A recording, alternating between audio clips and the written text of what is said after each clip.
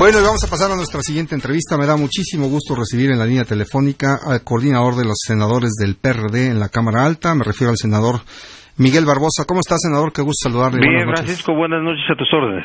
Muchas gracias. Tenemos dos temas. Queríamos preguntarle de la iniciativa de reforma que ya están presentando ustedes formalmente para prohibir la circulación de los tráilers con doble semirremolque, pero si me permite, por la inmediatez del tema, ahorita pues acaba de estar ahí en el Senado el secretario de Hacienda Meade y José Antonio Meade, y pues bueno, vimos como que hay una coincidencia de los diferentes senadores en el sentido de que el tema de corrupción es un tema central, sobre todo en estos momentos que se analiza el presupuesto. Si me permite preguntarle primero esto. Como gustes, dime, pregúntame. Adelante, digo, el tema de corrupción. Sí, bueno, a ver, el paquete económico que envió el Ejecutivo Federal a la Cámara de Diputados y que como Cámara Revisora tendrá que llegar a Cámara de Senadores, así como está, nosotros hemos dicho que es inviable que lo votemos a favor. Tendrá que revisarse el tema de los recortes, el tema de la cantidad de dinero destinada al pago de deuda. Tenemos que hacer un balance de cómo se pretende ajustar esta crisis económica, y uno de los temas centrales es cómo incluyes en el tema presupuestal reglas de transparencia y de combate a la corrupción. Por ejemplo, el tema de los moches, que se ha vuelto un desvío profundo del comportamiento del servicio público en la discusión del presupuesto. Pues ya hay que corregirlo y no podemos seguir admitiendo que esto ocurra. Además no podemos admitir que haya siguiendo derroches en el manejo de la administración pública, y que podamos nosotros contar con reglas, repito, que aseguren que cada peso que se destine pueda uno conocer a dónde se va y sepa uno que se gasta con honestidad. Entonces, así fue el planteamiento que hoy recibió del grupo parlamentario del PRD en Cámara de Senadores, el secretario Meade, en el sentido de que así como esté el presupuesto, sin que hagamos los ajustes correspondientes, no cuenta con el aval y la aprobación de nosotros.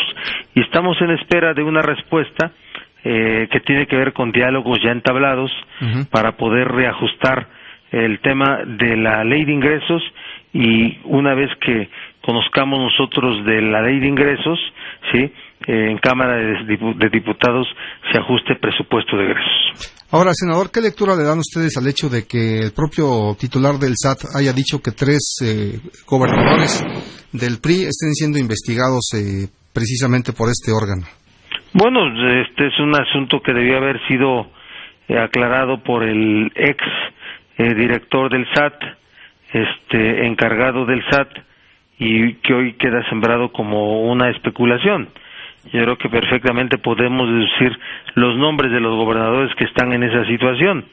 Y de verdad lo que queremos es que ver la voluntad de las instituciones del país en el combate a la corrupción, y es muy importante que se vaya a fondo en este tema y que podamos tener claro que en México quien desvíe dinero público tendrá castigado. ¿Los dejó satisfechos el secretario de Hacienda, particularmente en el tema de anticorrupción, que se decía que no tenía recursos y que iban a hacer en el 2017 el sistema trunco, digamos, porque no tiene fondos? ¿Los dejó? Sí, bueno, ese tema es de los que van a tener que ser reajustados. ¿Sí? Nosotros hemos dicho que la parte que el Senado tenía autorizado para tener un incremento de nivel inflacionario fuera destinado al Sistema Nacional Anticorrupción. Y lo mismo debiera de ser la Cámara de Diputados, para que de esa forma podamos fondear desde esta posición de renuncia de la Cámara de Senadores y Cámara de Diputados al incremento presupuestal inflacionario una cantidad que sirva para la implementación de las instituciones y de las plataformas públicas del Sistema Nacional Anticorrupción, que pueden verse en lo que tiene que hacerse en la Secretaría de la Función Pública, en el Fiscal Anticorrupción y en el fortalecimiento de la Auditoría Superior de la Federación. Bueno, por otra parte, ahora sí, le queríamos preguntar también originalmente y nos gustaría que nos platicara. Ustedes tienen ya una iniciativa que presentaron formalmente o van a presentar, no lo sé exactamente, sobre este tema de los trailers de doble semirremolque. Ya el secretario de Comunicaciones y Transportes, cuando estuvo con ustedes, con los legisladores, dijo que se va a hacer un foro. Ustedes, ¿cómo viene en este caso particular la propuesta que traen sobre este tema de los trailers con doble semirremolque? Sí, mira, nosotros hoy presentamos la iniciativa, una iniciativa de reformas a diversos artículos de la Ley de Caminos, Puentes y Autotransporte Federal, que tiene como propósito prohibir los dobles remolques que utilizan los llamados transportes doblemente articulados y poder regular la carga que puede ser transportada en carreteras del país, para que hoy una carga que tiene como límites máximos de 66.5 toneladas en vehículos de hasta 31 metros de longitud sea de no más de 40 toneladas y en vehículos de no más de 22 metros de longitud.